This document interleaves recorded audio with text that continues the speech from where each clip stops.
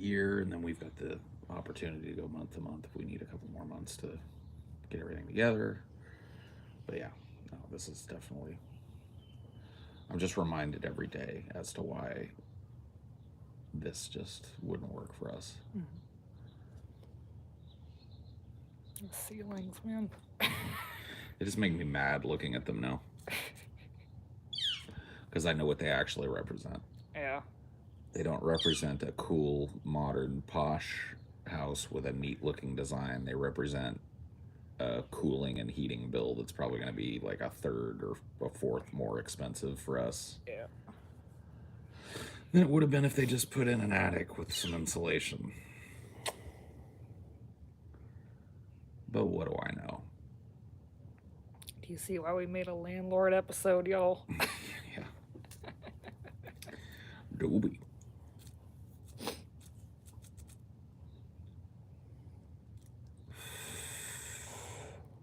What's new in the world, y'all? There's only 13 people here. Good going. Everyone's rushing to get their Valentines and their Super Bowls ready.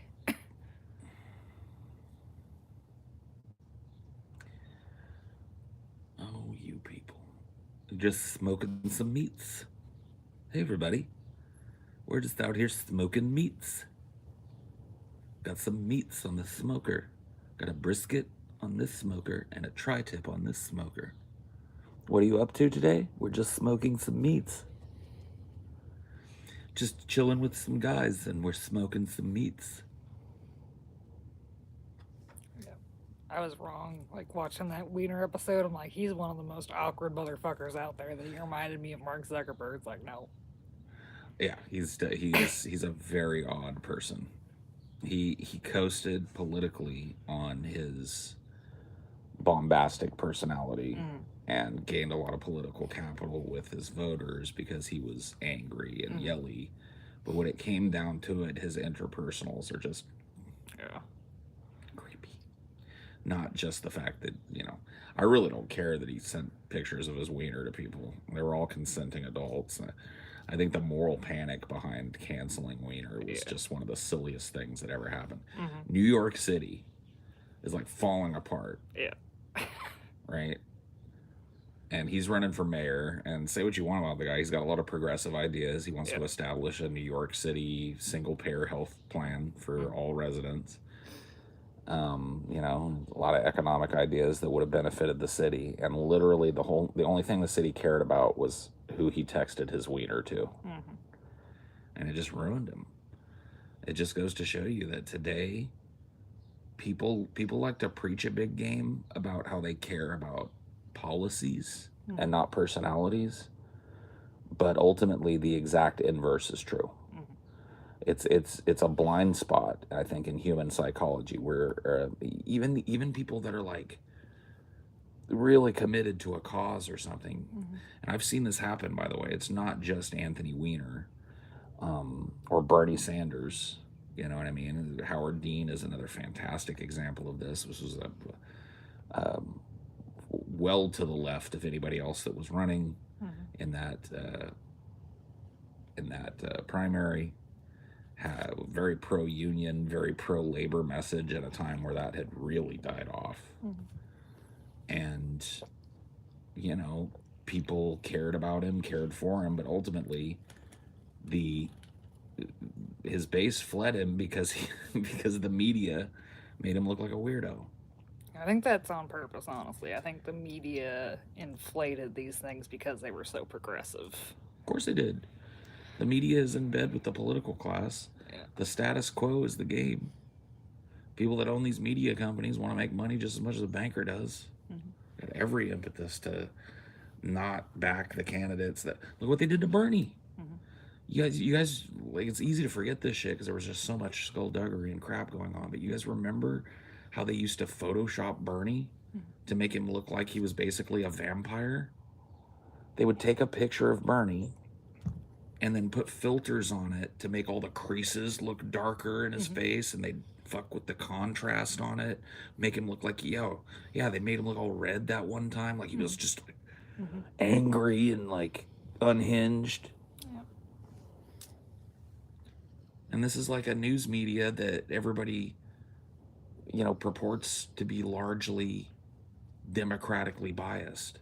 And here you've got this like firebrand Democratic politician that's clearly popular with people, and they did nothing but undermine him. Mm-hmm.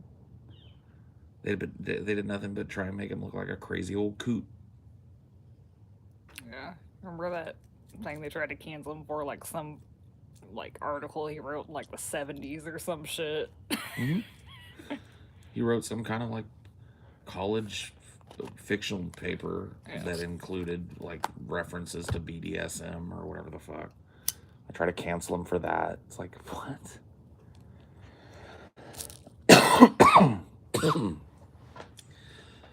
And the Anthony Weiner scandal to me it's the same thing. Mm-hmm.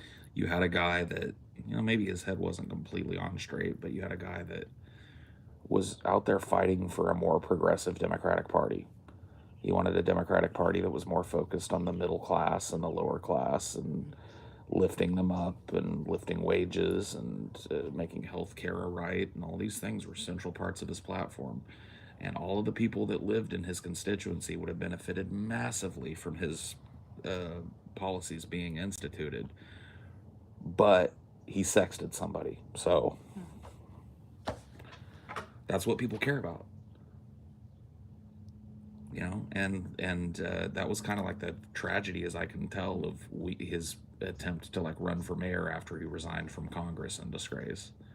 He thought, like I thought, like I think, that human beings would be vastly more interested in the idea that they could go from having no health insurance to having full coverage health insurance. People would be way more interested in the idea that they'd be getting paid a little more, that there'd be rent controls and things that made it easier for middle class people to live in New York City. Bike lanes. And all that shit. Yeah. All the little infrastructure things that he wanted to do to help make New York City an easier place to get around and stuff. They would have benefited massively from every bit of that policy. But they just could not get over the fact that he sent pictures of his wiener to consenting adults. It was like, you cheated on your wife. And all that's true. But it's just like, number one, he's hardly the first politician to philander. And he wasn't even like in person philandering. Right. He was like internet philandering. Yeah. Number two, like that's only really a problem if you have some kind of personal investment in his marriage to Huma Abedin. Some kind of like personal investment in their relationship, which you don't. When it boils down to it, when two people are in a relationship, what they do when things get rocky is up to them. And that's all it came down to. It didn't change. People acted like the fact that he sent a sext, or 3 or 10, undermined his ability to do things that had nothing to do with sending a sext.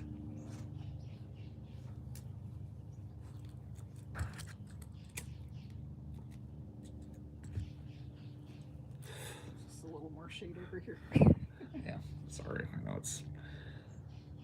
Luckily, I think that eventually the sun creeps back behind a tree over there. But until that happens, we just got to deal with it beating on us. We don't have no fucking porch, man. Yep. Yeah, I mean, yeah, the fact that his last name was Wiener did not help it blow up. But that, so people were more invested in a joke than they were in a progressive politician. It's just one of those things. It's like, it's another thing that lets me, as a critic of the electoral system, point at the electoral system as a whole and go like, look at what a joke.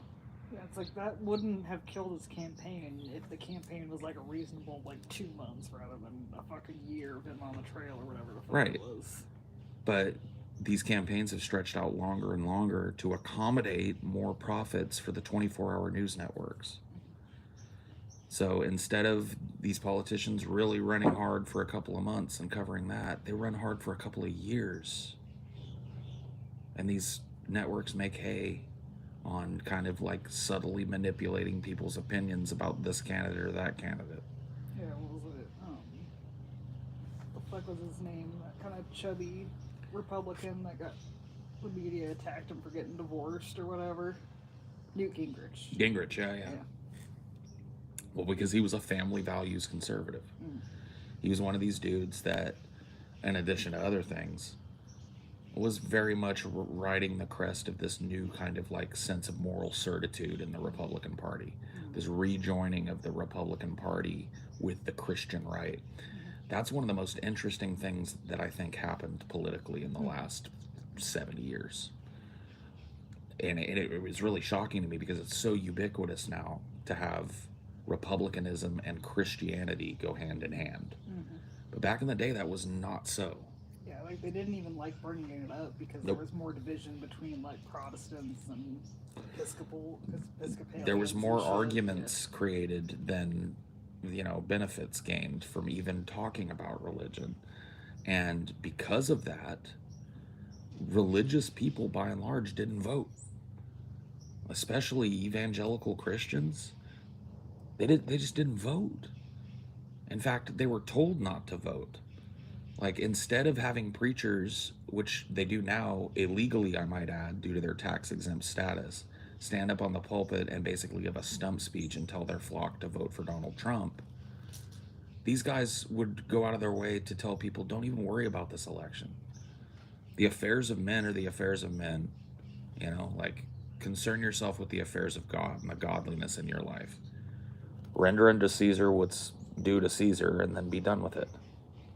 That was literally the political position of Christendom in the United States for forever.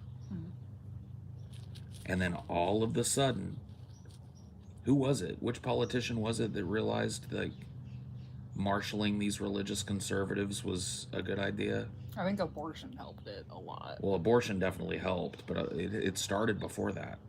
It's like Lyndon Johnson.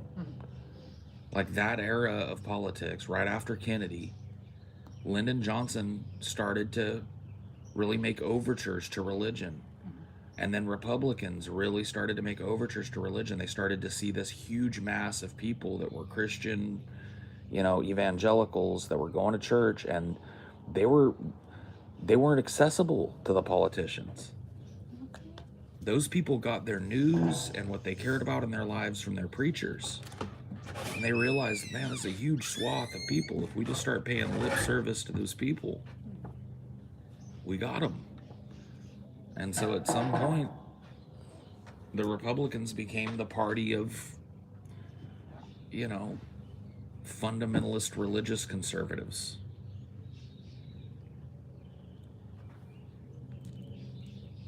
And really, they fucked up not trying to kill the Muslims as well, because many of them are just as conservative.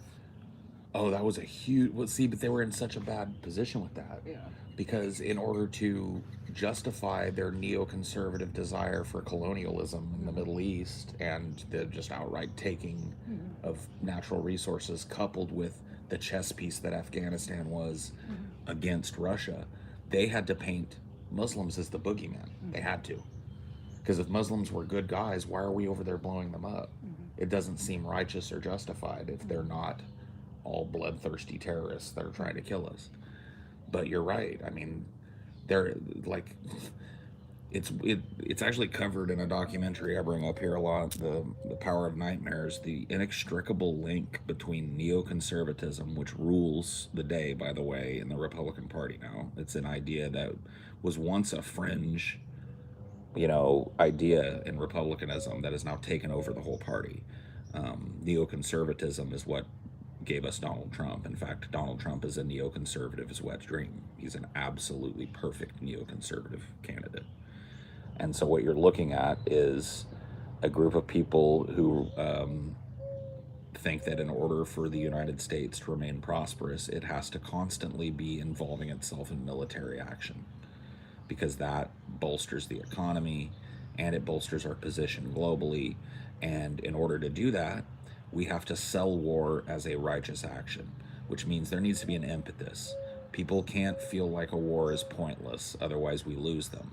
So there has to be some big event, 9/11, or some big, tragedy that, because that's what happened in World War II. If you look at it, World War II raged and raged and raged, and Americans didn't give a fuck. They were all roundly against committing troops. not all of them, but the vast majority of people in the United States were against committing any kind of troops to help Europe. We looked at it as this is a European problem Or an Asian problem. and an Asian problem, and it needs an Asian solution. It needs a European solution. We're not it. We're not going to send our boys over there to die on some foreign soil because they can't work it out. That was how people felt about World War II. I think like Theodore Roosevelt was like, we'll kind of help you. We'll facilitate something going through Canada or some shit. Yeah, no, he was, like there was a tokenistic amount of support given to our British allies and our allies in Europe. I'll go see that. What the heck, D?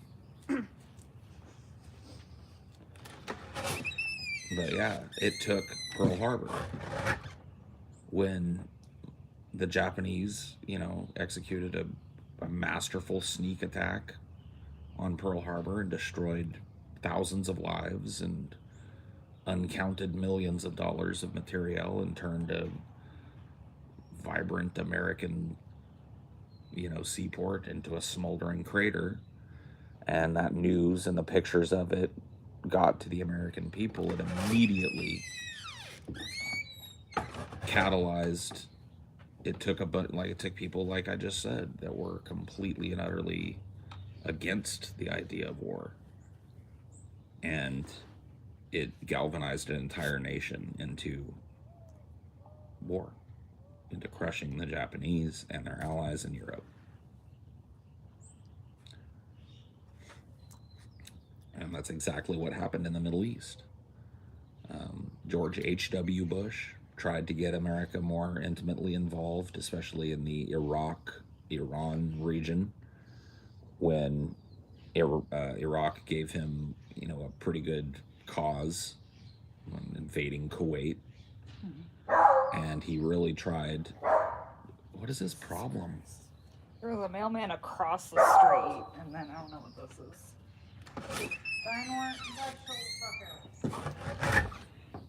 Barky Parky is on point today. But I've had just about enough of him. His little I'm gonna bark at every little noise that I hear and every little thing that I see is...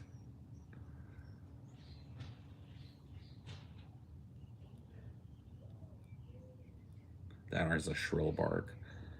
You ain't kidding, man. It's just shocking. It's so explosive and loud.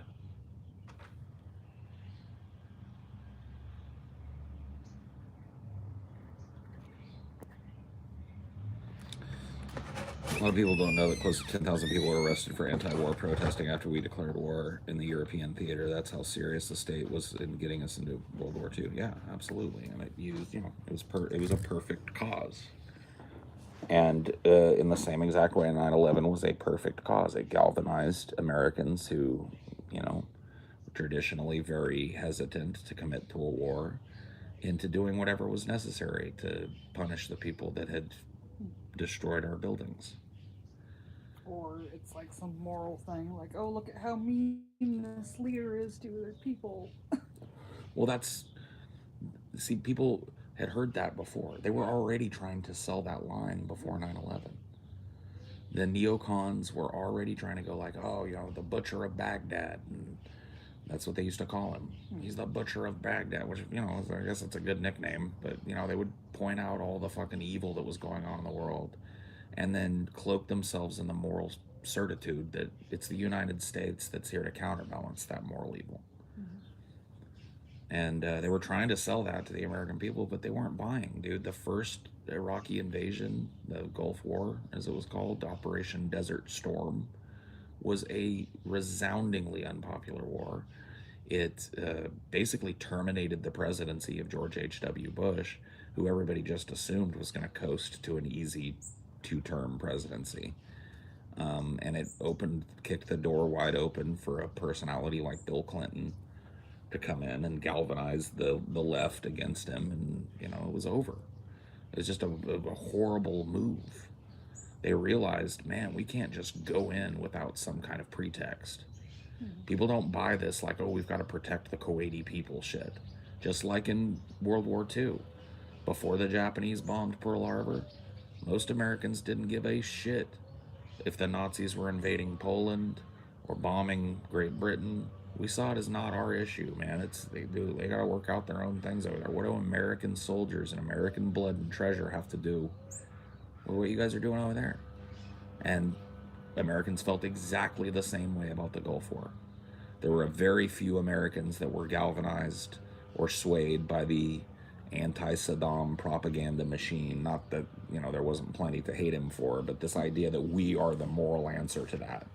Our soldiers and our bombs and bombing their civilians is the moral answer to that. There were very few people. There were some conservatives that were all in on it. I remember there were T-shirts. Surprise, surprise. Growing up where I grew up, a lot of my parents' friends were more on the conservative side of things. And I remember a couple of my, quote, aunts and uncles who were basically just friends of the family, but I always thought of them as aunts and uncles because, I've told you guys my family was a union family. And so there's a real term to that, your union family. They spent all of their time together at work and outside of it. And so I had tons of these people that, cared for me as a child in some way or another. And I thought of them as my aunts and uncles. But I would have aunts and uncles that had these hats, the novelty hats and T-shirts that people would wear. They still do this, some political slogan on it. And I remember during the Gulf War when it was unpopular, there was this kind of staunch conservative element that was like, no, war is always good, and so they had like these bomb Saddam shirts where they would have like a cartoon of Saddam looking all confused or being all bruised up and dizzy and with bombs falling on his head or something. There was also a terminology that they used on T-shirts and hats back there called "cut it off, then kill it," and it would have a picture of Saddam, like a cartoon portrait of Saddam, and it said "cut it off, then kill it," meaning like sanctions. Right.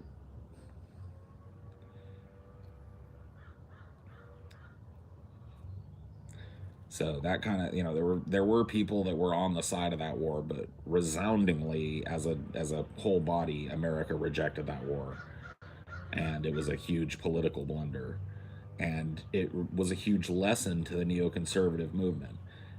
Americans have to feel directly impacted, or they're always going to be against a war, and this is true to this day.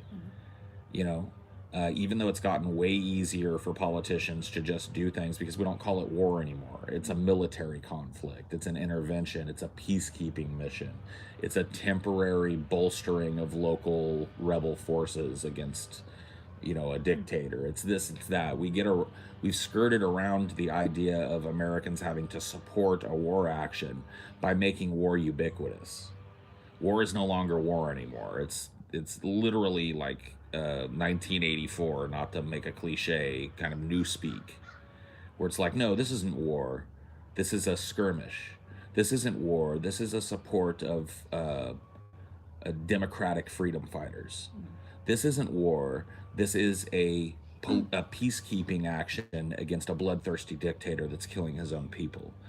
This isn't war. This is the transition of this place from underneath a dictatorship to a quote unquote democratically elected representative. This isn't war. This is spreading democracy and freedom. All of those and more were used as justifications, and Americans would not buy that until there was blood on American soil. I opened up the stream and Chelsea said, "Damn, look at that fatty." And I was like, "Damn, Chelsea, that's mean." But she meant the blunt. Fuck you. Of course she meant the blunt. She didn't mean me. She would never say something like that to me. And even if she did, it's like, that's not a negative from Chelsea. No, but like if Chelsea ever referred to me as fat, it would be as a fellow fat kid for life. Yeah. Chelsea and I have bonded in that. We've been fat since forever. Both of us. We're even though we go through these periods where we're in better shape and shit. Even if you're in better shape, you're a fat kid for life. That's the point.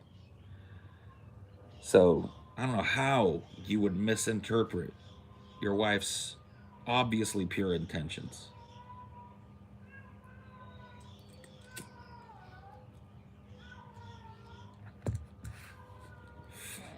like our cat fuck sounds. You guys, I don't know if they can hear it or not, but there's one of the tomcats. Wow, wow, Rambo, Rambo, wow. They all have balls. Oh my god, they got like grapefruit-sized balls, dragging them along the fence as they walk. Dude, I wonder if that call is gonna bring it over here. I heard some rustling over there. Yeah. Dude, I wasn't trying to get you to come over here. Don't come over here. Go find another yard, dude. This is the tiniest yard in the fucking neighborhood. It has to be. Yeah. Go find like a slightly larger yard and go cavort in that, man.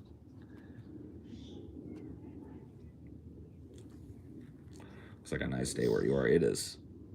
It's almost like ominously nice. Like, it's still February. You know what I mean? It does not bode well for the coming summer months. Let's put it that way. That it's already as warm as it is. But yeah, you're commenting on the cloudscape. Well, where I live, it's one of the things that like draws people to this area. I think there's a lot of depth to the skies here because this cerulean blue is super common. Coupled with these little wisps of cirrus clouds just drifting through, it makes the skies really pretty to look at here.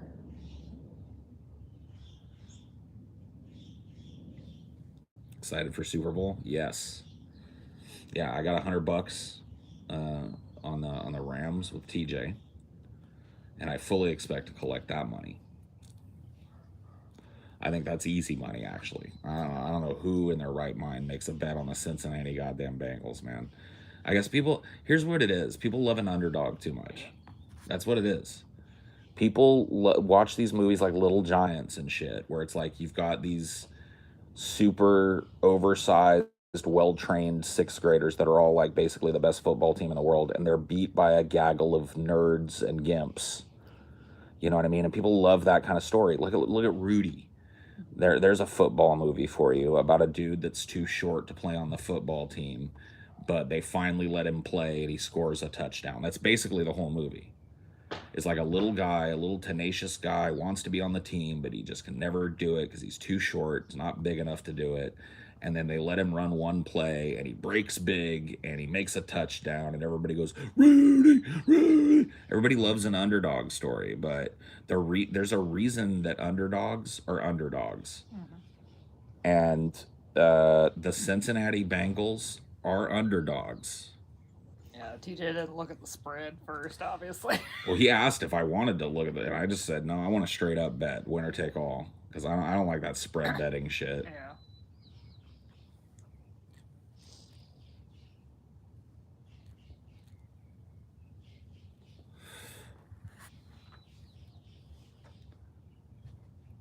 So, yeah, And you're extra mad at the Bengals for kicking the Raiders out. Yeah, I don't like the Bengals. To be quite honest with you, there was a point in time where I got so disillusioned with the Raiders. And you have to understand, when I say lifelong Raiders fan, I mean literally lifelong. I had no choice. One of the first pictures of me, my mom has it, one of the albums, is I'm a newborn. She just brought me home from the hospital, and my Uncle Dean, who wasn't my uncle in real life, just another one of those uncles, put a Raiders beanie on my head. So I'm a little tiny, larva, laying there half asleep in a milk coma with a Raiders beanie on my head. I had no choice, man. I was anointed by the high priest of the Raiders, and my Uncle Dean was the high priest of the Raiders. He wasn't going to hear it. See, when I tell you I had no choice, I literally mean it. I don't figuratively mean it. I don't mean it like, oh yeah, I grew up with a lot of Raiders fans and it just felt good to kind of root for the same team. I mean, my Uncle Dean might have killed me if I showed up wearing a 49ers jacket or some shit. Maybe not killed me, but you get my drift. There would have been a problem. Like an actual problem, not like a ribbing, your team and my team kind of thing. If he would have seen me wearing a pair of 49ers gear, Disowned. Out of my house. My parents were the same way, especially my mom. My mom is the most rabid Raiders fan I've ever met in my life, to the point where when she has a Super Bowl party, she puts up a banner saying "Go Raiders" every year. The Raiders haven't been to the Super Bowl since 2005, or what was it, when they went and got blown out by the Bucks? It doesn't matter. Yeah. The point is that in her mind, the Raiders always win the Super Bowl. And if you're going to come to her Super Bowl party, you're not going to see. Now this one, because my stepdad is a Rams fan going all the way. He's the same kind of Rams fan as I am a Raiders fan. Grew up in California, was indoctrinated into the LA Rams culture, and then so he's stuck with them through their move to St. Louis and their move back. Old school Rams fan, won't root for any other team, so there will be a Go Rams banner up too.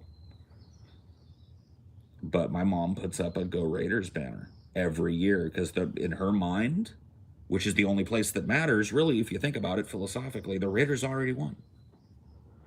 They were robbed of anything. They weren't robbed. Yeah. They won. Ask her. When we go to the Super Bowl party, you ask her. Who's going to win today? She'll tell you the Raiders. So I didn't have a choice. I'm just I'd gotten so disillusioned with the Raiders being losers that I was like, I'm going to root for another team. And I was like, how do you pick a team? If you don't have any roots with it, how do you pick a team? And I was just like, aesthetics. I'm going to look at all the uniforms and pick the team that I think has got the meanest looking uniform. And at that time, it was the Bengals. The Bengals they still do kind of have that tiger stripe on the helmet is pretty dope. So I was like, I'm going to try it. So the Bengals were going in, I don't even remember who. And I tried one game where I sat there and rooted for the Bengals, and it literally felt like poison in my mouth. I felt like a traitor. Uncle Dean wasn't there to see it, thankfully, but I could just hear his voice in my head. I saw that little picture of me as a larva in a beanie in my head and know that I had betrayed that innocent little new being and everything that he stood for, clearly. It didn't work, and so that's it. I mean, to be fair, you were a pretty big larva. I was up. I looked like an angry drunk leprechaun. It's crazy. Some of the pictures of me as a little baby are crazy. I literally look like a surly, drunk leprechaun. I had this shock red hair for about 3 months, and I had a ton of it on my head. So one of the first professional pictures of me as a brand newborn, they laid me on my belly and got me to lift my head up a little bit, and I just have this insane Conan O'Brien coif of red hair, and I'm like, ugh. I just look like an angry drunk unicorn that's asking for another pint, Unicorn. Or sorry, leprechaun. Whatever, same difference. A little Weasley, but I look shockingly like a little old man. Yeah. Like a drunk little old Irishman in a pub, Going, where's the point? And then all the red fled from my hair, and I went natural platinum blonde. And I was super, super blonde for, I would say, until middle school. And then in middle school, in concert with puberty, I don't know if it had anything to do with puberty, my hair started to get darker. I changed into a more dirty kind of blonde. The Bible is the unerring word of God. Well, God is filled with some stupid fucking ideas then. God's a dummy then. I mean, at the very least, if you wanted to defend the Christian perspective, you should say the Bible is only flawed because it's translated by men. The people that like jump in and say like the Bible is the unerring word of God, they got a lot of errors to count for. Yeah.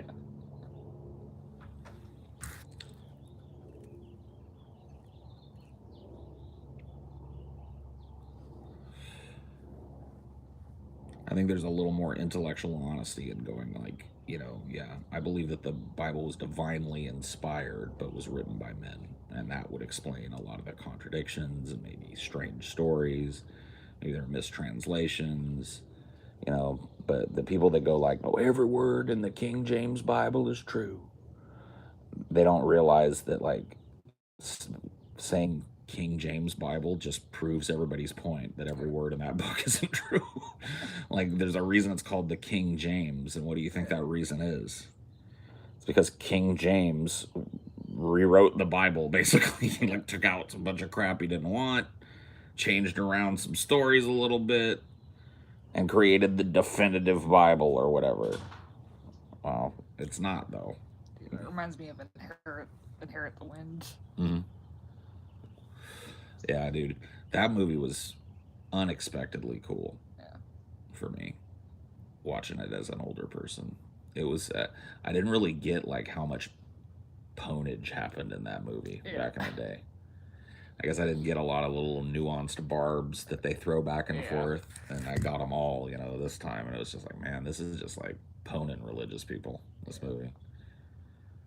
It just catches them in the logic trap that's inherent in a circular system. The uncreated creator, you know what I mean? That's... The day the earth stood still. Right. Yeah. The crux of your argument is that the complexity of the universe could not exist without a creator, but you can't answer the question, what created the creator then? Because when we're talking about complexity, what could be more complex than a star-faring, multi-dimensional being that created all of reality? You know what I mean? So what created him is an infinite kind of like regression to absurdity. And a lot of them are forced to say, well, God's the only thing that exists outside of that. Oh, so that's why you can't see him.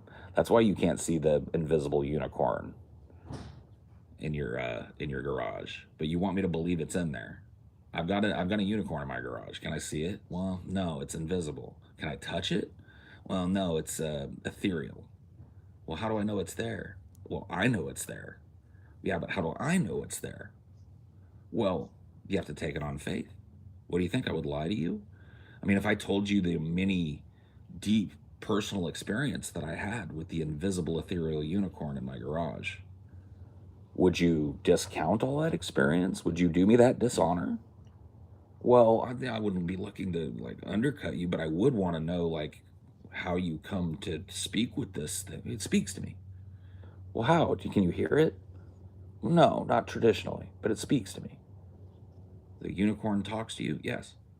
Well, can you tell me what it says? No, not really, because, it doesn't speak in normal tongues. It's more of a guiding voice and less of a conversational voice. It's just like, it's absurd, you know what I mean?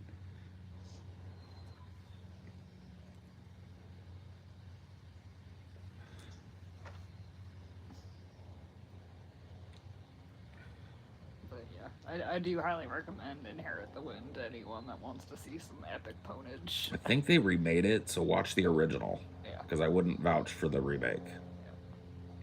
Watch the original Inherit the Wind. Good stuff. A little extra on Give Me That Old Time Religion. They probably could have cut like 10 minutes people singing that, but... The more I thought about that, it was annoying in the movie, but it was meant to be. Yeah. It was meant to represent the nattering, unthinking nature of sloganeering and religion mixed. Yeah. So you were supposed to get annoyed hearing them, vacant-eyed cows of town walk around going, give me that old damn religion, give me that old damn... And just the repetition of that phrase, too, is like... Oh, shit. Well, it looks like that yowling paid off. Yep. That's get your dick out of me, meow.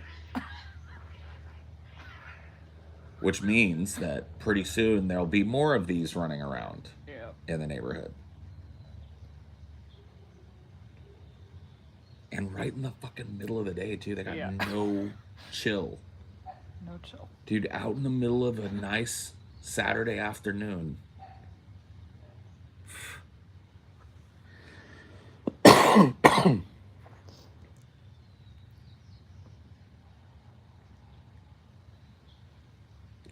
Since we're on the topic of belief, what is your opinion on the Patterson-Gimlin film?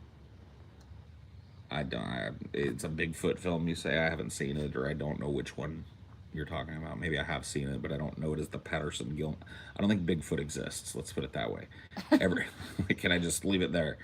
No, every piece of proof and evidence that I've ever seen presented to me about a Bigfoot could easily have been faked, recreated.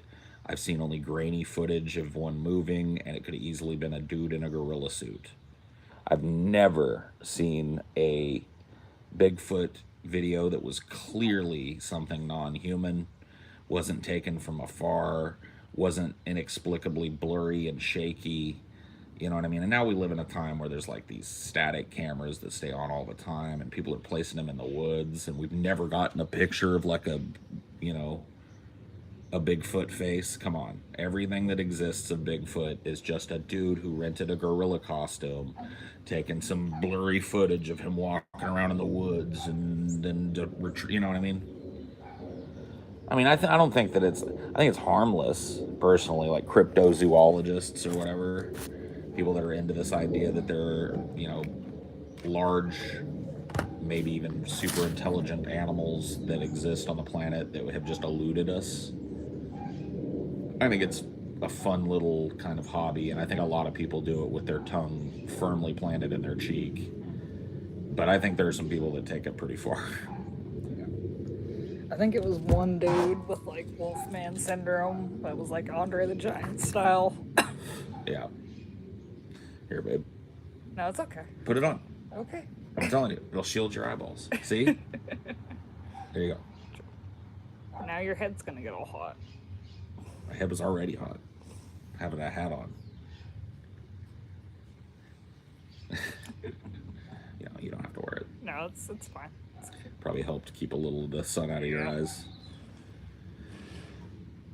We gotta get you some caps. Yeah, maybe so.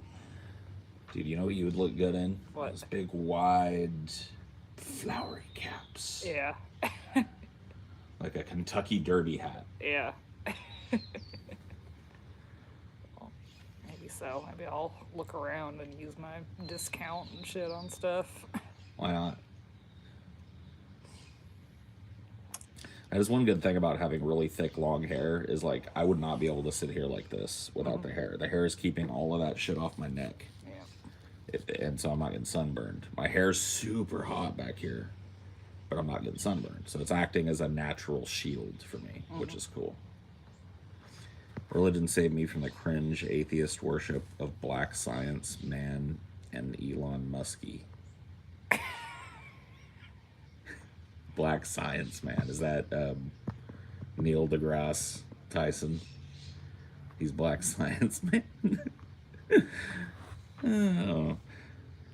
Oh, jeez, Jason. Like, I don't know if you're trolling or not, but I know that you've been saying for a while now that you're a Christian, and if you are a Christian, I just gotta say this, and I only say this because you're my friend.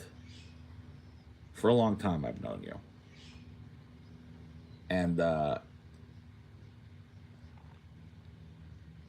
if it's true and not just trolling, it is the most shocking plot twist that I never would have saw coming. Like, if you would have asked me 3 years ago, is Jason going to be like a Christian kid? I would have laughed my fucking face off at the very insinuation of it. The idea of you buying the stupidest fairy tale ever told, unironically, would have been so foreign to me that I would have just laughed it off. But now for a good year or so, you've been keeping up this kind of, I don't know, like, is it a pretense? Or is it real? Or do you really want to suck Milo Yiannopoulos' cock? Like, I don't know. I think it's a Milo Yiannopoulos crush, personally. Maybe so.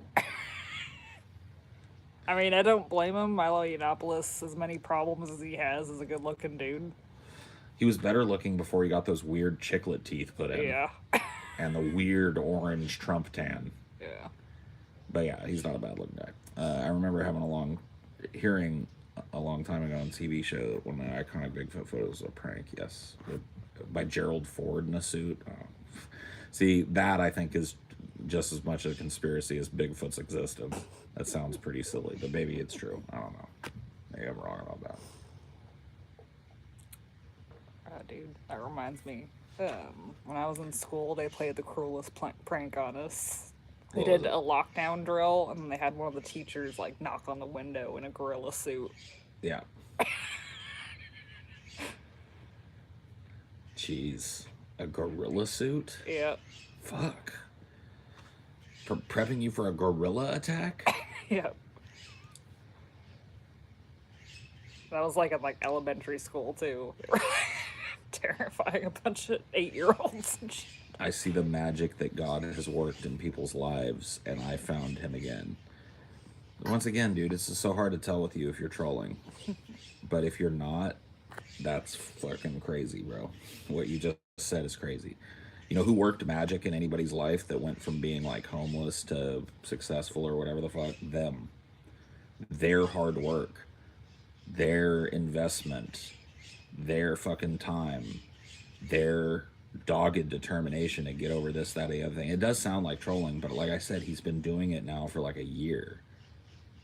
And I'm starting to think it's real. I haven't talked to Jason in too long. I'll have to have him on a desktop stream and we'll get to the bottom of this one of these days. That's the goal, I think. He just wants you to get on Discord with him again. I think so, yeah. And what Jason doesn't understand is like, Jason is a friend of mine that I've had to put at arm's length. He's not the only one, but that's the way that we can stay friends, is at a distance, and I think it works that way. Who's crazier, Jason or Cynic? Cynic believes some crazier than Christianity shit.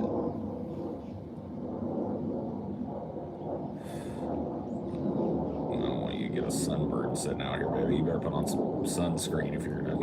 Yeah, I mean, I might just hop in. I gotta go to the store later today, anyways. Oh, all right. I just don't want you to get burnt. Yeah. It's like imagining like a half sunburn on your face. Yeah. Don't you?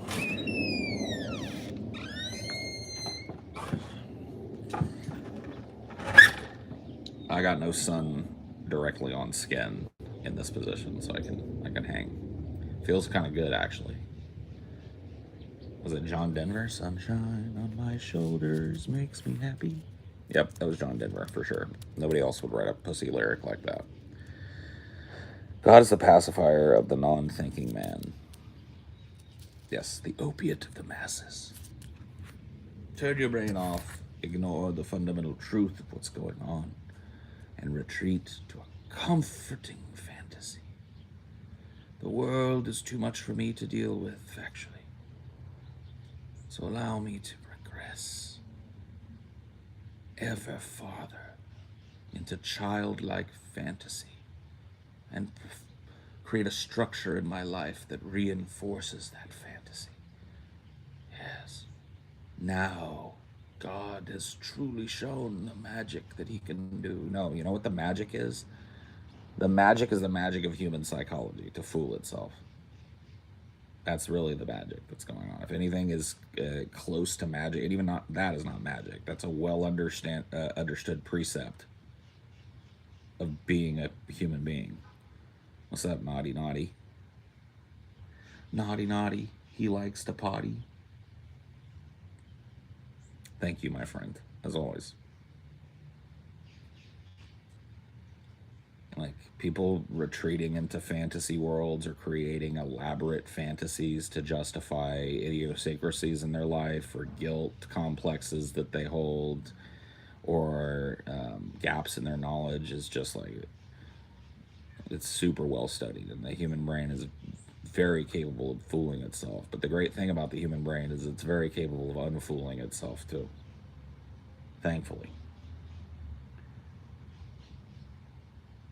As much as it's capable of creating these fantastical constructs and creating this kind of pretend bubble in their life where they never hear anything outside of that construct and are never challenged in that construct, by the same token, that bubble can be torn down by the very same impressive intellect that it takes to create a fantastical bubble in your life. That impressive intellect can be turned towards tearing that to absolute shreds and finding something closer to a true meaning for yourself.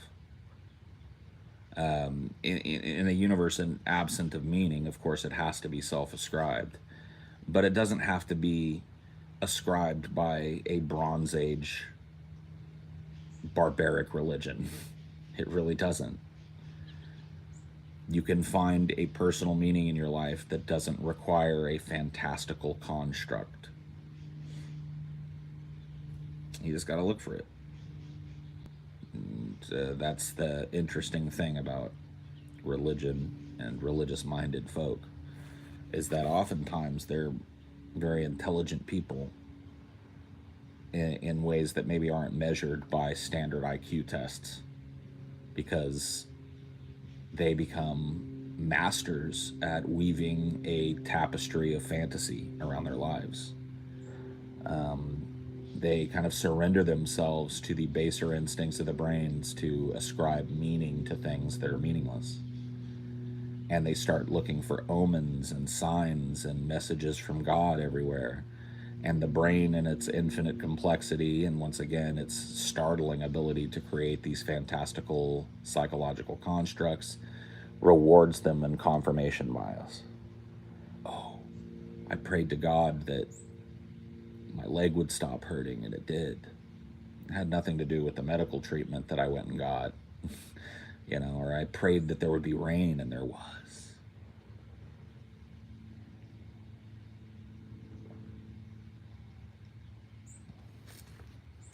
I prayed that I would feel better and that I would go forward with a new sense of purpose, and I did. Didn't you just decide to cast aside the things that were shadowing you and go forward and feel better? What's God got to do? But that's the human brain for you, man. It's a nutty place up there. Trust me, I own one. I pilot one. Or should I say it pilots me? Wow. My brain just ate itself yet again. Post hoc fallacy. I will tell you this. Very, very little is going to be won by throwing around the, kind of obvious logical fallacies that happen in the defense of God. Most people that are willing to engage in that sort of thing are also willing to, delude themselves and follow those things. Jordan Peterson says prayer is teaching yourself to be appreciative of your own goals. It's a very big problem, as I see it. Very big problem indeed. That young men don't know how to appreciate themselves. It seems in our society that a young man is taught to appreciate the women in his life, to appreciate the hard work of his mother, but never his father, to appreciate the hard work of his wife, but never himself. And it really is a long, arduous task to drag a man out of the thinking that he's worthless. And so, one of the things that God does is provide a bridge for a man to self-assign his worth, for a man to say, stop. Stop. Stop what you're doing. Stop squandering all of your self-worth. Stop. Listen.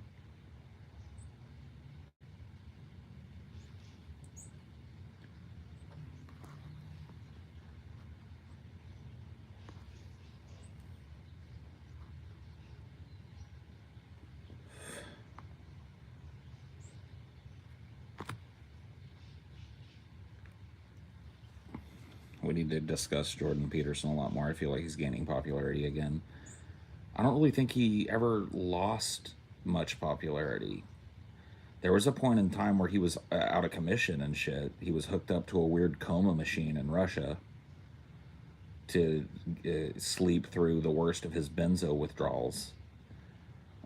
So he was kind of like not, actively out there, but he just basically jumped right back into it. He never left. And he's still spouting the same wordy, pseudo-scientific, pseudo-intellectual, pseudo-religious, self-help, disaffected young men stuff. And, it really sells well to, shockingly, disaffected young men. If you were to take Jordan Peterson fans, like when I say fans, I mean people that not just, I like listening to Jordan Peterson here and there, but people that, reference him constantly, use him as a reference point for their own thoughts. People are really into Jordan Peterson. You will find a lot of young men, a lot of young men that didn't have a father. A lot of young men that didn't have the opportunity to have male guidance in their life. And so I show up late in their life when the wounds from their fatherless existence are freshest, and I bring the Band-Aid of what seems like sage wisdom, but when you unpack it, is nothing more than just traditional folksy self-help jargon. There you go. What else needs to be said?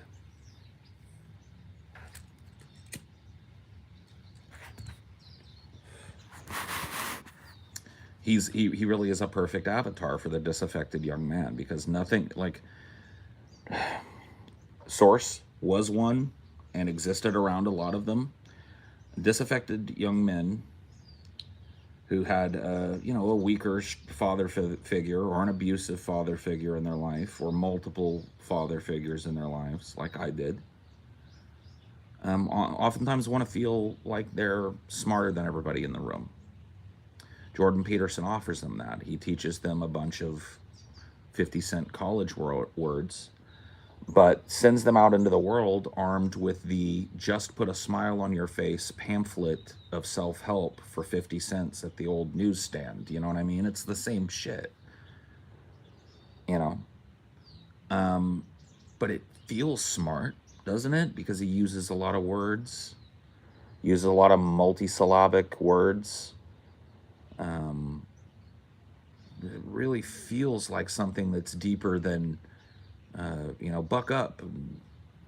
You really want to believe he's not just kind of robbing from Epictetus, the Stoic philosopher.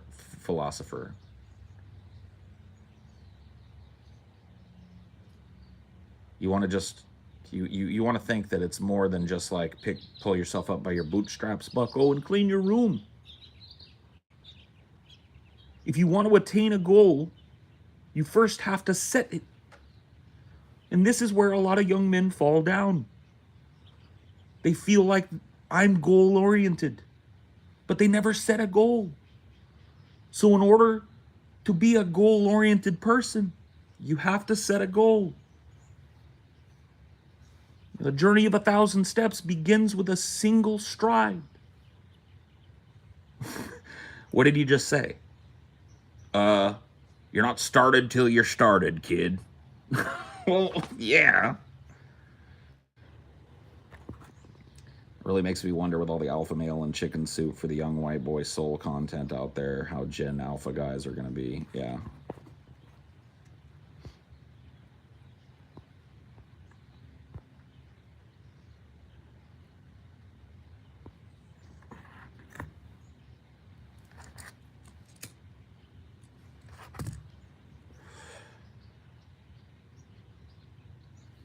I do think that he's sincere.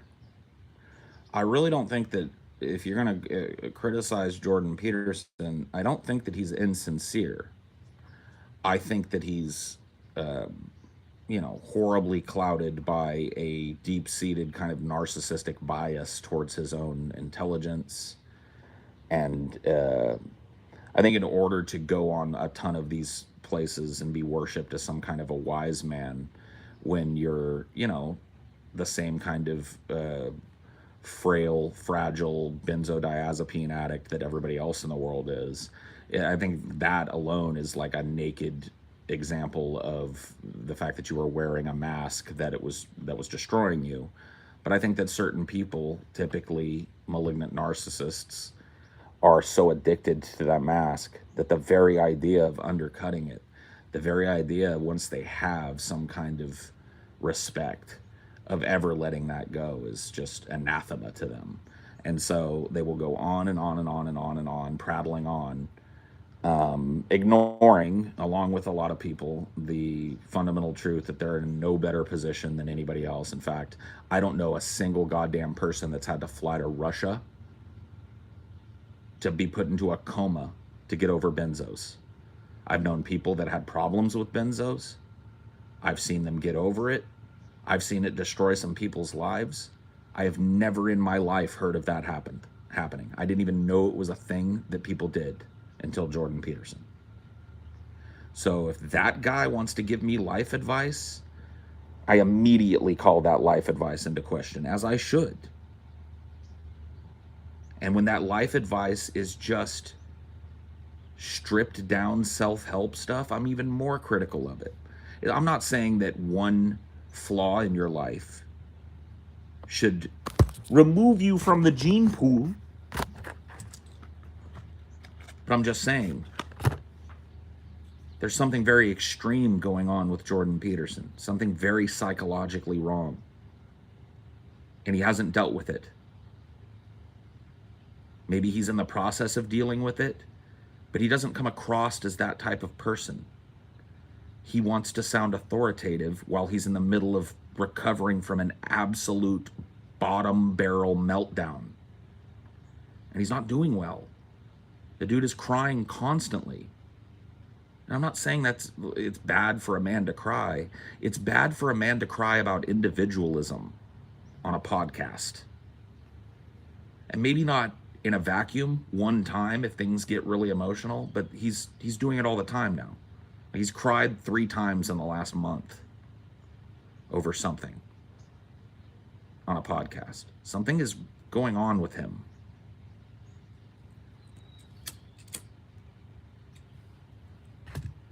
Something is going on with me too. But you know what? Say what you want about me. I admit that shit, don't I? I feel like I'm very, very open about the fact that my psychology is fragile and that I battle certain demons in my life, for lack of a better terminology. Right? I've been very honest about that stuff with you guys. And I feel like I'm pretty good at telling you to take the things that I say with a grain of salt as a result of it, especially when it comes to life advice.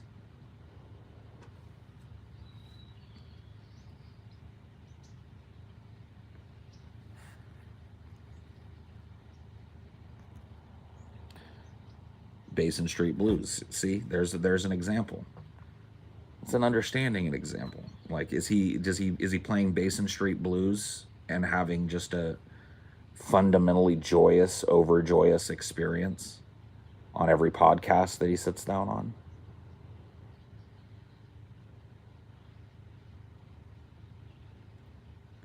on? Well, I mean, look, it's much more fun to be yourself. And to me, being open about my own flaws, my own shortcomings and stuff, grounds me in a sense of my own ultimate meaninglessness in the universe. And I draw comfort from that. Whereas other people kind of seek meaning for comfort. I seek meaninglessness in the same way and find it much more palatable and much more scientifically sound as well, philosophically defensible. I try to keep 2 feet on the ground. You know what I mean? I've learned things. I know some stuff. I'm not afraid to share that with people. I'm not afraid to be opinionated, but when it comes right down to it, I'm not asking you to treat me like some kind of fucking guru or some shit. I'm not giving you advice about how to live your life or anything like that. Even when I'm criticizing you for laying on your race car bed, look, dude, I ain't got to pay your bills, so I really could give a fuck at the end of the day. It's fun to get worked up about shit, but let's be real.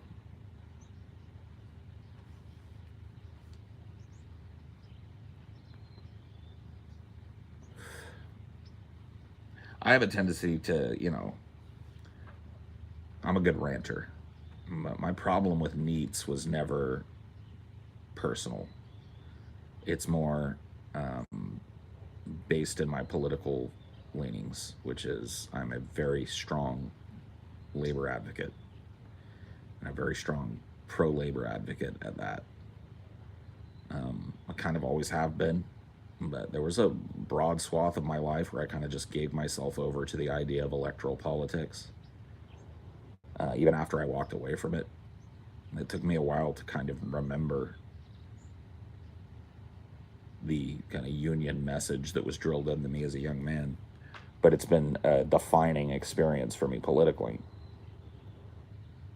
And so that was always my problem with NEATS, is that their insinuation that their non-participation in the labor force was somehow doing damage to it, when in actuality it was just reinforcing the need for their mothers, their fathers, their older sisters, their older brothers, their aunts, their uncles, their grandmas, their grandpas, to work doubly hard and to give doubly more time and effort of their lives to the capitalistic system that they're claiming to tear down, to keep them in pizza and video games. You know, and it's really less about, dude, fucking, I can totally understand the appeal of the neat lifestyle. I really can. I can understand the appeal of a life where your biggest worry is, how many hours am I going to get to grind on my favorite MMO today? Like, how many hours of RuneScape do I get to play today? And what time am I going to beg my mom to order pizza? And is there enough soda pop in the fridge? Did mom go to the store yesterday? Yes, she did. Awesome. It's going to be a good day. Dude, I got a 12-pack of Pepsi. I've got all day to play Call of Duty Black Ops. I can lock myself here in my room filled with cool stuff that my parents have bought me, and the whole fucking world can eat a dick. Dude, I'd be lying to you if I didn't see the appeal in that lifestyle. I totally understand why people gravitate towards it and sometimes make absurdly convoluted excuses for maintaining it. Well, here's the thing, Squid. I would too, but in a focused context, I used to be that. Like, when I was a teenager, no, you can't really be a NEET, and I wasn't traditionally a NEET, because even as a sluggish fucking teenager, I worked part-time jobs. I had a job pretty much all through high school.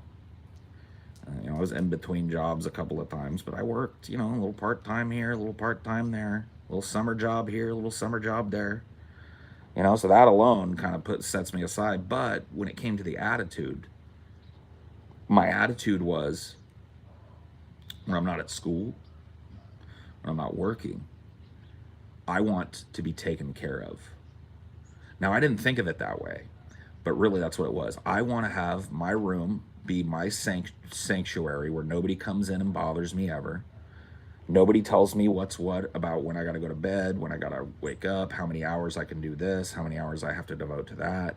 If I want, if I've got a long weekend or something because I work a part-time job, I got like 4 days off and it's summer break or whatever the fuck, I'm going to spend those 4 days playing StarCraft 2. I'm going to spend those 4 days literally locking myself in the room, eating freezer burritos and drinking soda, and playing EverQuest. I'm going to spend those days, you know what I mean? I've been there. I did it. Thankfully for me, my parents weren't having it. So when I turned 18, that, the gravy train was over. All right, you can live that way, but you got to go pay for it.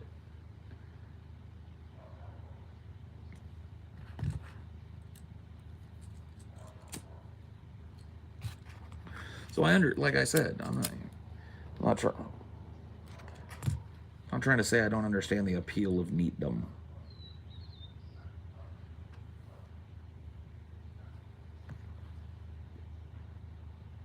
Well, that's what I'm saying. I didn't mean to imply that kids are neats. I was just saying, like, in order to empathize with the appeal of it. Now, the idea of being that at 30 or 25 even, or 22 even, unthinkable to me. I would literally rather do almost anything else than go to the timeline where my parents never kicked me out. Like, thank goodness this consciousness is in this timeline where my parents at 18 years old were like, you're not going to sit around on your fucking computer all day and do nothing. You're either going to go to school, or you're going to work, or you're going to do both, or you're not going to live here. And I didn't want to go to school. And I didn't want to work full time and live with my parents. And so I chose the third option, the way of paid. I chose I'm going to couch surf for a month while I find a job in a state that I've never visited, let alone lived in, and find a job and start paying rent and pay my own way through life. And since the day I got that job, not necessarily my first job, but the first job that put food directly on my table and paid my light bill, that day since that day, it's never been broken. It's an unbroken chain of days, weeks, months, and years that I have supported myself 100% of the way. Well, financially, and when it comes to that burden that's placed on you in a capitalistic society. I've always worked for my bread. I have never gone with my hand out to a single person. You could interview my whole family and ask them, has Paul or PJ ever come to you and asked for a loan, asked you, hey, can I get $100, let alone not paid you back? The answer would be nope, nope, nope, nope, nope, nope, nope, nope, nope, nope, nope, nope. Never happened. And I'm proud of that, because however fucked up our society is, I have a right in my mind to assert my experience, and that alone is worth it. I participate in this system and have since I was a boy. I've been through it. I've been through the ringer. I've been through the hard times that come with supporting yourself. I've seen fire and I've seen rain. I've seen it all, man. I've supported myself for a long, long, long time. And so in my mind, that gives me a little bit of authority. I'm not claiming some sort of superseding authority, but it gives me the authority to talk directly about the value of labor and the issues that surround it. If you're living at home with your parents, you graduated high school and you're in college, you're not a NEET. NEET literally means not in education, employment, or training. It literally means you're not doing a thing. You're not working towards anything. You're not going to school for anything. You're not employed by anyone gainfully, or you're very spottily employed. You're not employed enough to support yourself. That's a NEET. It's literally what the acronym means. So if you're in school, you're still living with your parents, you're not a NEET. If you're working as much as you can and paying your parents a little stipend and shit and trying to get, got designs on getting out, or maybe you don't. Maybe you plan on living with them because they need your help or whatever, you're not a NEET. You got somebody you got to take care of in your life, and so that necessitates you live with your grandma or you live with your mom. You're not a NEET. NEETs are literally what I was describing earlier. That younger Paul from a bygone era that, would love nothing more than to be able to close his door and never see another human being and play video games until his eyes bleed and eat pizza and watch movies and only interact sporadically and have it all facilitated for me. I don't have to go out and work for the freezer burritos. They're just restocked. Oh, yes. I don't have to go out and work for the cans of Coke. They're just bought. Every week there's a new load of them just put there for me. Oh, isn't it wonderful? Was that you or TJ that would like raid the Chex Mix of all the good stuff? Me. Yeah. Yeah. There was a war. My stepmom, who I lived with my dad for a lot of my late teen years because he was way less strict than my mom, aka he had no expectations for me, and my mom expected me to do things around the house, and so I lived with my dad. And my stepmom loved Chex Mix, or the Cheez-Its mix, actually, is what it was. It's the same thing, basically, but with Cheez-Its instead of Chex. She would get the Cheez-Its party mix that has the Cheez-Its, the pretzels, the little salty Italian bread discs, the little mini bread sticks, you know what I mean? And so I would systematically dismantle a whole bag of that shit by feel alone. So she would grab it because she liked putting it in a bowl in the living room and having it there to snack on her day off as she like sat down and watched a show for a little bit, and then she'd go away and she'd come back and blah, blah, blah. That's why she had it around. I had it around to eat the Cheez-Its first, then I'd eat the salty Italian bread discs, then I would eat the bread sticks, and by the time I was done, there was nothing left but pretzels. It was like she'd bought a bag of pretzels. She would go to pour it in the bowl, not knowing that I had spent the previous night literally like just systematically, and it's gross too. You think how dirty the human hand is feeding itself. My hand was elbow deep in that family size bag, finding every Cheez-It, touching every, oh, I forgot one little part, the little poof balls, the little garlic poof balls. Those would be second. So I would eat the Cheez-Its first, the poof balls second, the salty Italian bread discs third, the breadsticks fourth, and then I would leave only the pretzels and pretzel sticks. And so she would get up, pour it into a bowl, and there's nothing but pretzels. And then she would complain to my dad. My dad would come and yell at me. And I would deny doing it. I'd be like, dude, I eat it, but I saw, I had sisters that were living there. I saw so-and-so eating it. I saw her pour some out. You telling it's just me? Yeah, I had a handful or two. Knowing that I had surgically and in a fucking absolutely focused stone stupor dismantled that thing and left only the offal.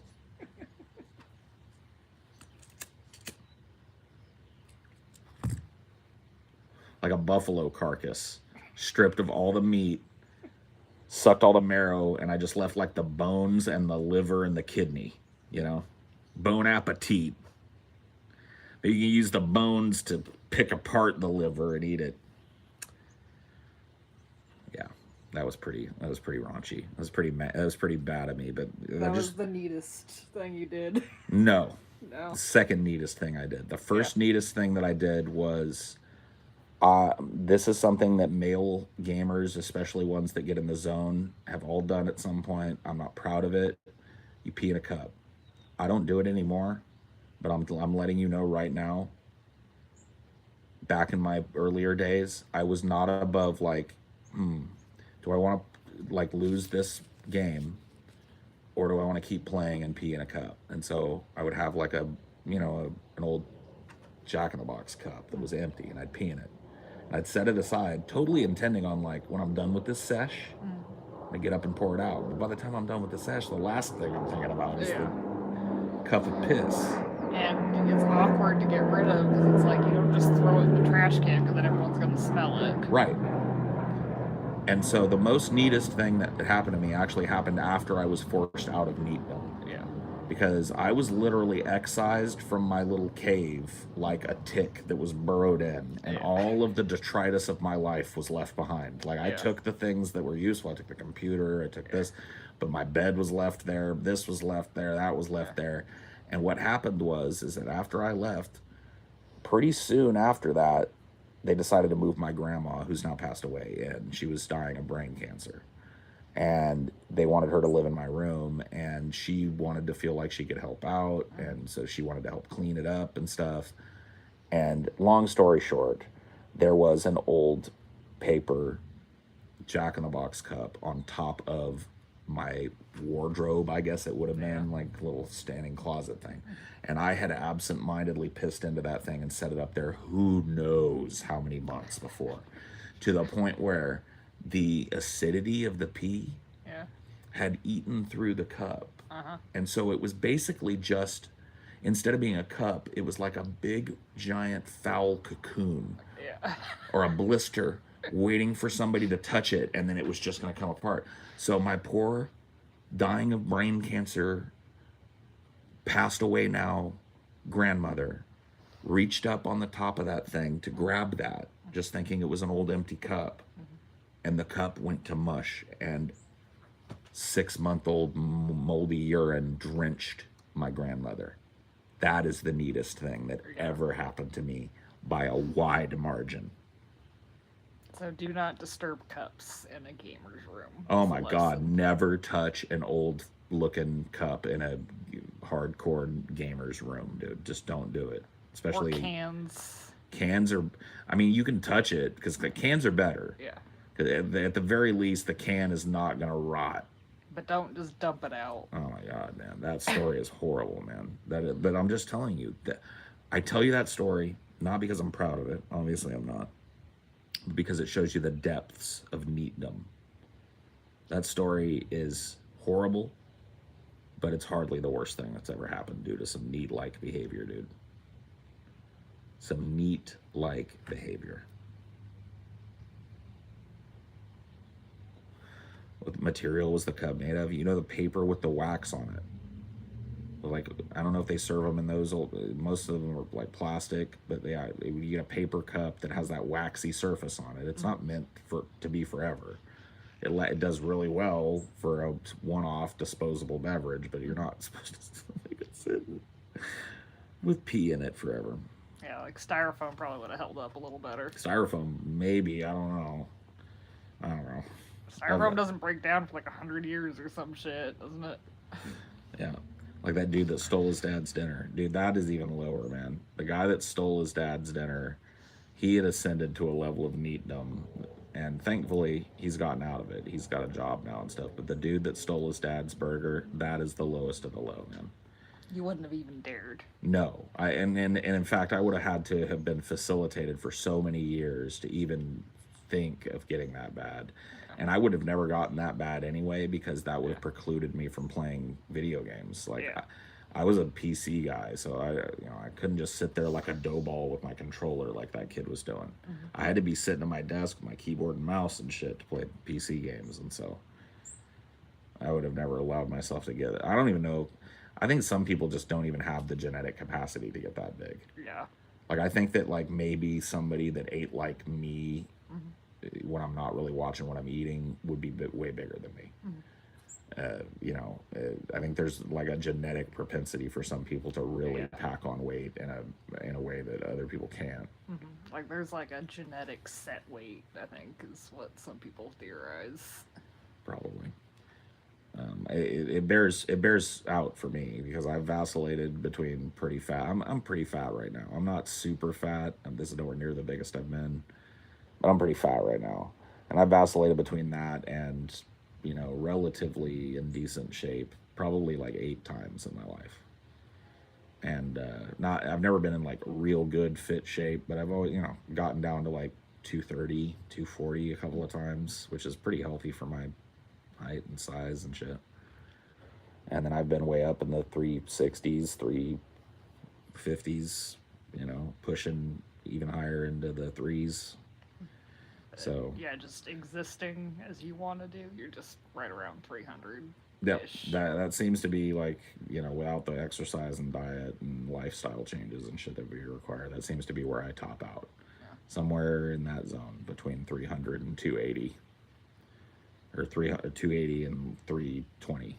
That's usually the extreme. I've been over that, I've been under that, but if you tracked my weight over my adult life, that's pretty much where it is. Just watched that episode last night for the first time. Those people are wild. And which people? The neats. Oh, the needs, yeah.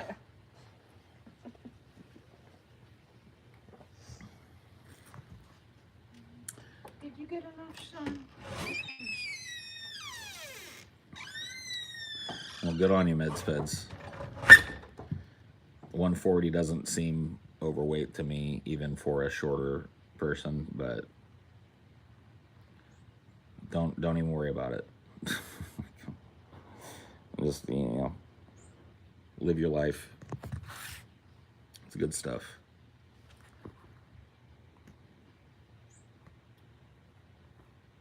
You're not healthy until your belly jiggles when you brush your teeth. Yep. True that. Jigga, jigga, jigga, jigga, jigga, jigga, jigga, jigga.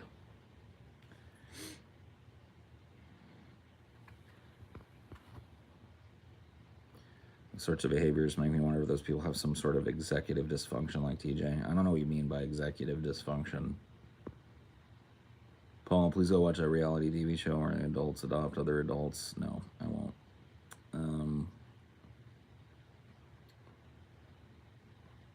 The worst we descended into neatdom was when I was full-blown alcoholic living at my mom's house. Yeah, I mean, that's pretty fucking bad. Everybody's got a bottom. Everybody's got a top. Everybody's got a middle, I know where mine is. I left my bottom, at least thus far, but way, way in my past. And I've worked hard to not be there.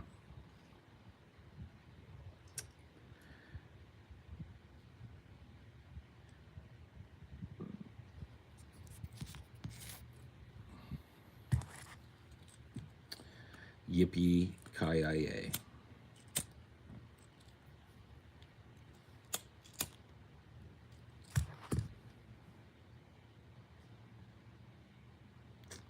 Super Bowl tomorrow. Yeah, I got $100 on it, man. $100. TJ's gonna pay me. He's gonna do the PayPal payment on Bended Knee live on the show. He didn't agree to those stipulations, but I'm gonna enforce them.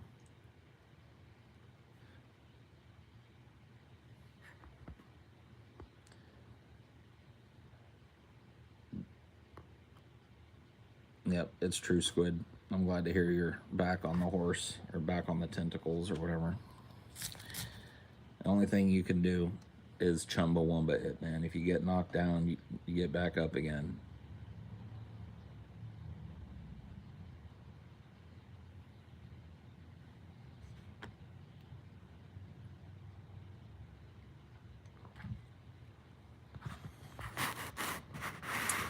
TJ's gonna pay me. Thought TJ hated sports. He does, but he likes betting. And I kind of hate betting, but I like sports. So it's a blend of our two interests. I don't really love sports, but I like them. I like watching a football game. I like watching a baseball game. Well, maybe not baseball so much. I like watching live baseball. Live baseball is chill. TV baseball is kind of boring. But I'm not a real sporto guy. I don't follow it. I just like doing it every once in a while. A casual interest in sports. He's got I think more than casual interest in gambling, betting, winning, losing, all that. So we'll see. We'll see what happens. You like watching hockey? Only live. Hockey's another one that I just can't really watch on TV, but I like. I've been to probably 5 or 6 different hockey games that I can remember at various levels of professional and farm league and shit. And yeah, I like hockey live. I think a lot of sports live are really good. Figure skating is fun for you, and there you go. I like actually watching it, like at the Olympic level. I may not catch all of it, but I like watching like the top 3 or whatever. It's always neat to see how far people can take that.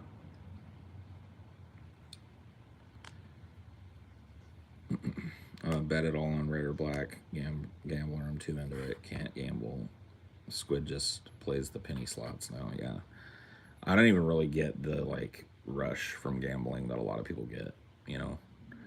Um, so I just really honestly don't do it. I haven't made a real bet with anybody on a. I just kind of wanted to do it because it's fun to get invested on that day.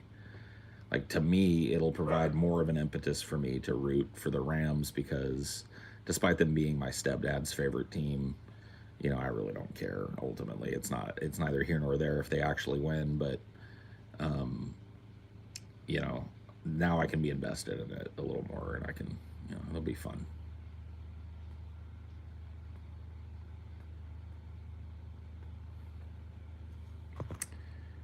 Basketball is really fun to watch. Yeah, I actually like watching basketball games, like either in person or on TV. I think it's a fun game to watch. It translates well to TV, like football does. I think football's the same way. I love watching it live, and I love watching it, blah blah. Have you known a gambling addict? Probably known quite a few of them. People that have that addiction are oftentimes, hard to spot, and a lot of people suffer with it their whole lives, and nobody knows. So yeah, I mean, to answer the question, honestly, I probably have known a lot. People that I've known that are gambling addicts, I've never been really super closely associated with somebody that was like really, like had a super problem with it. I've known people like TJ, for example. I wouldn't say he's like overcome by his gambling, but TJ is a dude that I think, if he allowed himself to, could slip into that. He definitely has an affinity for gambling. And I think that I've known a couple of people. I had an uncle, like an actual uncle, who was a pretty certified gambling addict. The thing about gambling addicts is that a lot of them can make ends meet doing it. They have this kind of dream that they're always going to get ahead, but people that are really good at gambling can just kind of make it work as a lifestyle. And I had an uncle that was like that. He worked a normal job, but he lived way above his means because he took pretty much every penny that he made and to the casino. And he had whatever little system he was working, the ups and the downs balanced out to where he always had a little money in his bank account. He was able to afford a little better lifestyle for himself. But there were times where he was really down bad, and then you'd hear he lost his truck or he lost this. So it was always a up down kind of lifestyle, and I think that's what people are addicted to more than the gambling. It's the emotional and psychological extremes of being down and up. And a gambler experiences those when it comes to money way more often than your average person does, and puts a whole lot more weight on that experience than your average person does too.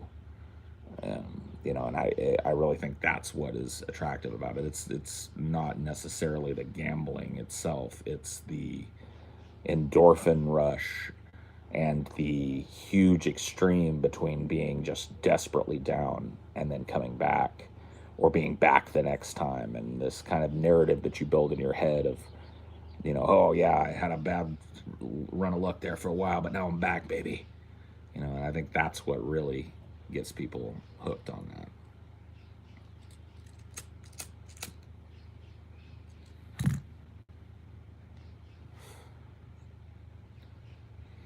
I mean, it's different for people at different levels of income too. There are some rich people that would probably qualify as gambling addicts, but it's a whole different thing for them.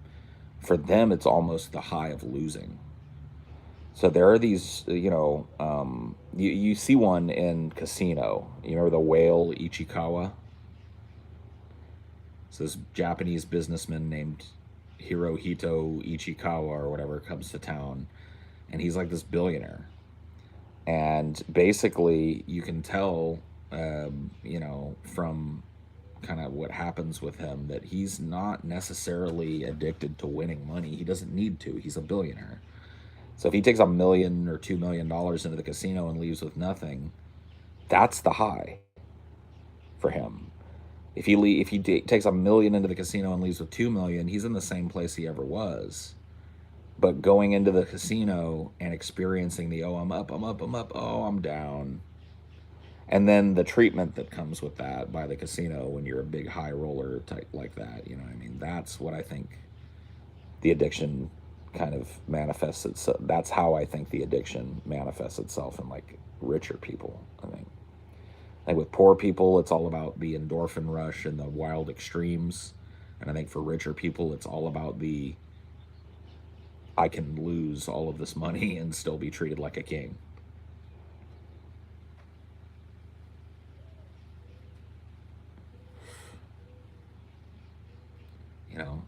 I went to Reno or I went to Las Vegas or I went to Atlantic City and I dumped 2 million in a casino at a baccarat table, and I flew home in a private jet and went right back to my fucking opulent mansion in the Poconos or whatever the fuck, you know what I mean? That alone, it's got to be like a huge draw to some people.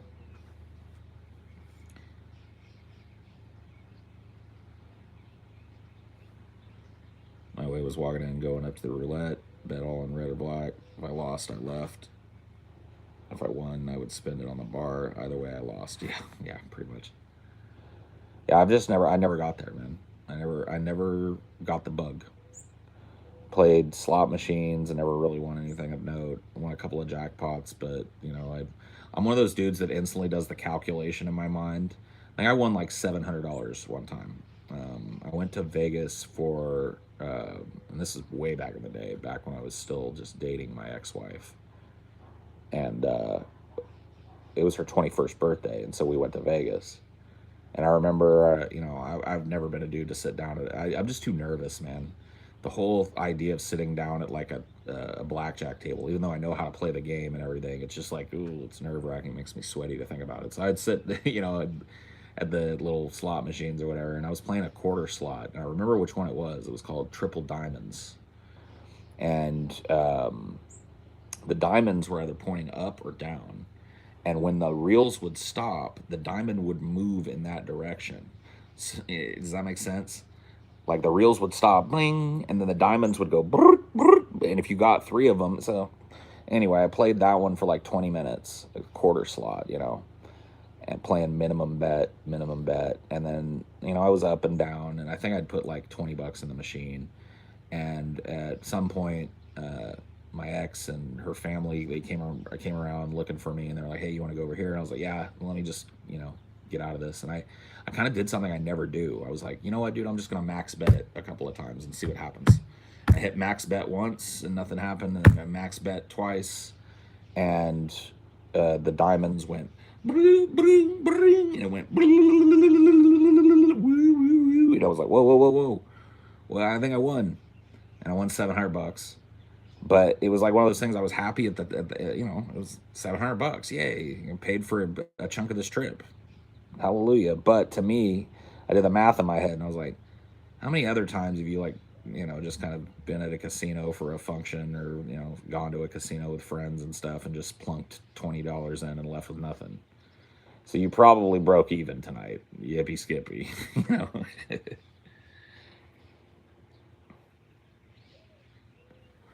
But it didn't bite me with the bug to do it. I cashed out immediately, and I was like, oh my god, yeah, I'm taking this money. I'm gone.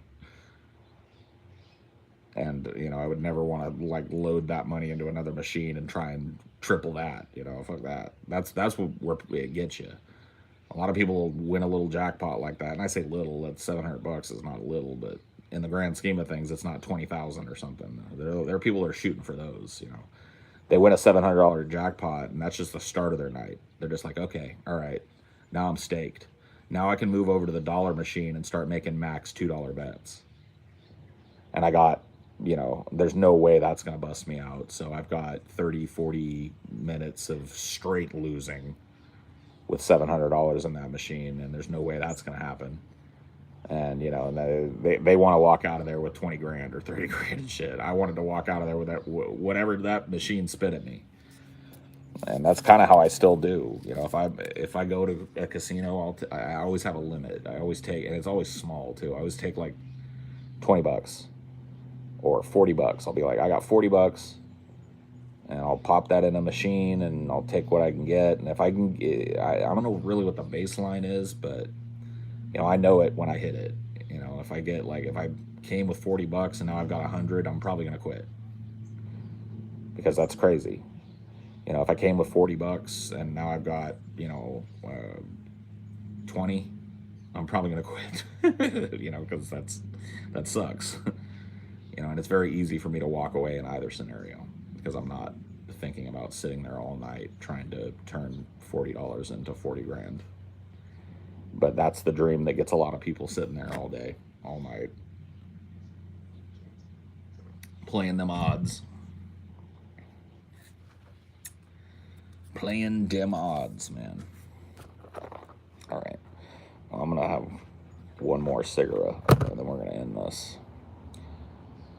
It's not hot out here, but I am starting to be a little toasty on the back of my neck here, and it's starting a little sweaty. I'm going to go inside.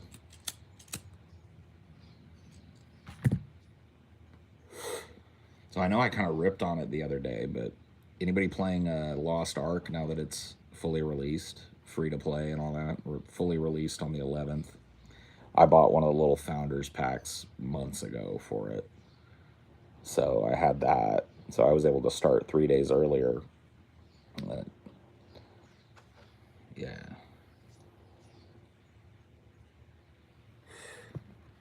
Been playing that, even though I ripped on the storyless nature of it and stuff. The gameplay is pretty fun. It definitely scratches a Diablo-esque itch that I think has not been scratched by an actual Diablo game in a long time, which is kind of neat. And it combines that with a more traditional, massively multiplayer game. So I'm having fun with it. I've got a paladin. I think I hit level 41 last night. So the game it's notoriously fast to get to max level. I think max level is 50 right now, and I'm almost there. But the whole idea behind this game is that you're supposed to have a bunch of alts. It helps you in more ways than one, and it's designed in such a way as they want you to try out a bunch of different types of characters. So finishing the game one time with one character just kind of unlocks your ability to go and do it quicker with other characters and stuff. That's kind of what I like about it. I often have a hard time with those types of games where you're expected to put in a decent amount of time and pick a class, and you get caught in this sunk cost fallacy of man, I really wish I would have picked a different type of character, and so you end up doing away with all that time that you spent leveling this one character that you thought you liked to restart another one, and then you burn out. And in this game, you're really kind of incentivized to be all right, I got, for me, when I get the paladin to max level and finish the main story or whatever, then I'm going to start immediately basically looking at what other character class do I want to try out. And you get these boosts that allow you to skip most of the main story, and it gives you a very truncated leveling experience for your second character if you want. You can go back through the game if you want, but you get this truncated leveling experiences that gets you, ready to start the end game stuff pretty quickly in comparison to the 20 or 30 hours that you spent getting to max level. And you're kind of incentivized to do that 3 or 4 times, pick a few classes that you really like, and then pick a main. Which one of these do I really like playing the most? And so I'm looking forward to trying out another class here pretty soon. I think it's very smart to design these games less around oh, you pick a class and then you stick with it forever. I probably won't put hundreds of hours, but a lot of these games are designed for people to put hundreds and even thousands of hours into a single character. Because if you spend too much time putting hours into another character, that's hours you could have spent advancing your main character, and a lot of people get caught in that min-max. I'm kind of one of those people. I'm one of those people that have always felt a real pressure in these games, like pick your main, pick wisely, because you got to stick with it, because you get more and more powerful the longer you play. And then I end up burning out because I decide halfway through the leveling process that I don't want to play a rogue, I want to play a mage. Well, in this game, I don't have to do that. In this game, I can just go like, all right, play a paladin, pretty cool. Let's play a bow and arrow person next, or whatever. So that's kind of neat. I like that about the game. In terms of gameplay and the structure of it, the storyline is just like insipidly bad, in my opinion. It's got some cool set pieces and stuff, and some cool battles in it. But the whole writing and storyline of it is just so generic, grimdark fantasy bullcrap. It's just so skippable. So I've been skipping all the dialogue and every cutscene that'll let me skip, I skip because I just don't care. But that's not really what the game is about, I don't think.